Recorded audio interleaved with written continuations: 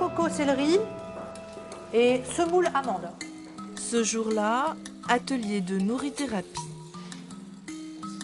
Là-bas, il y a épinards lentilles Cora. Les participants vont devoir choisir 2 ingrédients imposés à marier avec celui qu'ils ont ramené. Ou tu peux aussi aller sur carottes, céleri, lait de coco. Je me prépare un espèce de taboulet et puis une petite vinaigrette. Et pour pimenter l'exercice, Le champ du potage. très peu d'ustensiles sont à En disposition. termes de couteau, il y a un éplucheur. Voilà, vous avez à peu près un couteau chacun. Alors il faut se mettre d'accord et se débrouiller. Il n'y a pas de fouet. Non. Je vais avec une fourchette, c'est pas grave. Si on a toujours tout à disposition, on n'est pas créatif en fait. On devient de plus en plus exigeant et si les jours où les choses ne sont pas là, on est perdu en fait.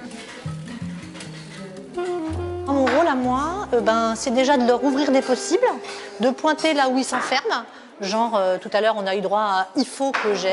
Les meilleurs outils, c'est les mains. C'est vrai. Voilà, si elles sont propres. Déjà, leur montrer à quel point parfois on se ferme complètement. Moi, mon credo, c'est toujours de dire que la cuisine, c'est un peu comme la dinette.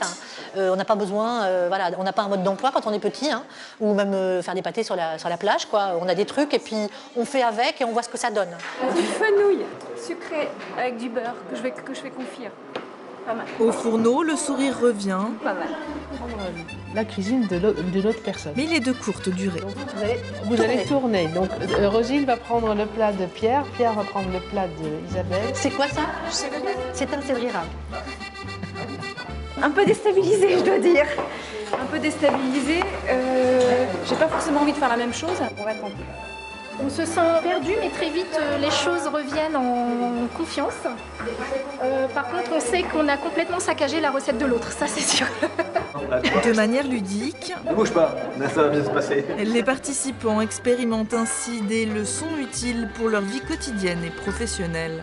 On cherche à apprendre aux personnes de puiser dans leurs compétences et dans tout ce qu'ils ont en eux pour avancer en fait. On est parti trop, pour moi, dans un monde avec des objectifs et on oublie nos opportunités en fait. Mais là, le chocolat, ça va bien. Poulet sauce chocolat, gratin champignons carottes ou gâteau de semoule au fenouil confit, le résultat est à leur goût, pas uniquement du point de vue gastronomique. T'es content, Pierre, de ton...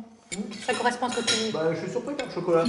Moi, ça me fait prendre du recul sur ma façon de travailler au quotidien, que je dois effectivement, parce que j'ai un gros problème de délégation dans ma posture, et que je dois faire confiance à l'autre, puisque j'ai fait confiance à Pierre, et en fait, je retrouve quasi le même résultat auquel j'avais pensé. Pas attendre forcément d'avoir tous les ingrédients pour me lancer dans un projet avec des clients, mais y aller déjà avec ce que j'ai et la surprise, elle est au rendez-vous quand même.